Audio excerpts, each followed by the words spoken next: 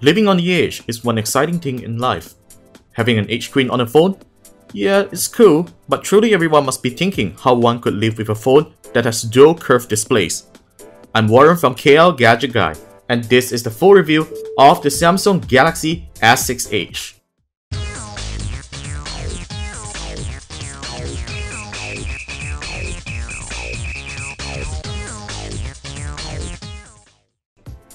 This year, Samsung is starting to make sense in their flagship smartphones. The Galaxy S6 Edge takes on a totally different product design philosophy compared to last year's Galaxy Note Edge and its predecessors. Until today, I still can't believe that the phone that I'm holding right here is really a Samsung product, because it really is a beautiful smartphone with a combination of steel and glass materials. Due to the dual edge screens, the Galaxy S6 Edge may actually look thinner than the Galaxy S6 when compared side by side, and you can use the phone with either one of your hands, unlike the Note Edge. The edge screen and reduced bezels of the phone has made the 5.1-inch display even more manageable with one hand. That Gorilla Glass 4 protected backplate is the most beautiful thing that I've seen on a flagship, especially on the Platinum Gold color model. Unfortunately, it attracts fingerprint easily in the long term. The S6 Edge has the same monstrous power as the standard S6. A 64-bit Exynos 7420 octa-core processor, 3GB of RAM, 32GB of eMMC 5.1 flash storage, and a Quad HD resolution Super AMOLED display. The S6 Edge supports the fastest Wi-Fi AC, Bluetooth 4.1, NFC, heart rate and UV sensors, and a 2600 mAh battery with built-in wireless charging. Samsung has not only just gotten hardware right on the S6 Edge, the software experience is an entirely refreshing experience judging from the surface alone. The overall outlook and cosmetics may not look too much different from the Galaxy Note 4 software. However, what Samsung has really improved on is speed. You no longer find too much bloatware and services pre-installed, and you still get to download Samsung's proprietary apps from the Samsung App Store should you really need them.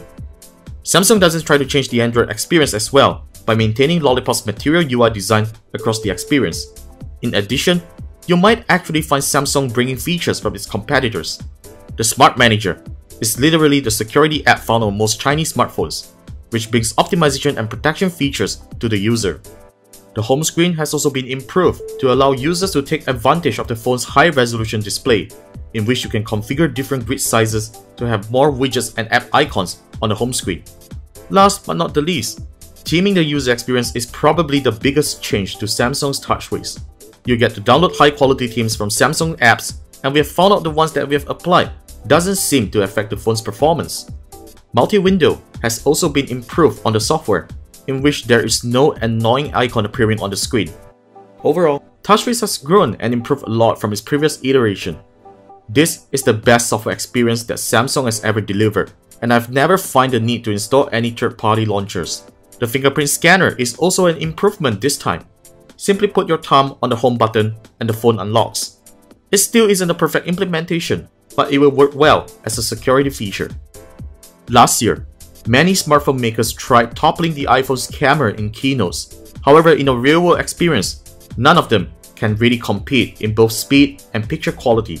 If you have seen our previous video on the comparison with the iPhone 6, the S6 Edge is still a marginal slower than the iPhone in camera launch speeds.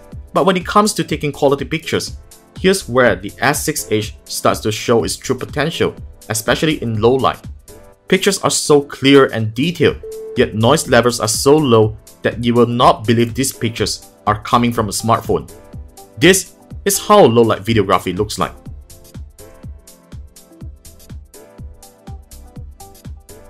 The S6 Edge is really powerful when it comes to benchmarking with 64-bit computing instructions. However, the phone can sometimes reach an uncomfortably warm temperature when under full load, so make sure you are not using under a hot weather. Battery life is unfortunately a disappointing feature of the phone. Under 2 hours of on-screen usage, we barely hit the 12-hour standby time. The S6 Edge is really good when it comes to making phone calls. Network reception is good when using our favorite telco, U-Mobile service, and users will be happy with the phone's audible loudspeaker when performing hands-free calls. The Galaxy S6 Edge is Samsung's best smartphone to date. It has a premium build quality, the most advanced and fastest hardware internals, and an all-new curved screen design that makes it unique among other smartphones. Despite of that, the Galaxy S6 Edge cannot be owned at an affordable price tag. The phone retails at 3099 ringgit for the 32GB model and 3599 ringgit for the 64GB model.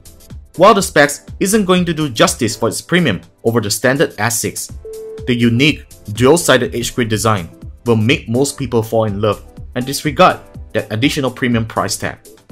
The Galaxy S6 Edge gets a score of 8.6 out of 10.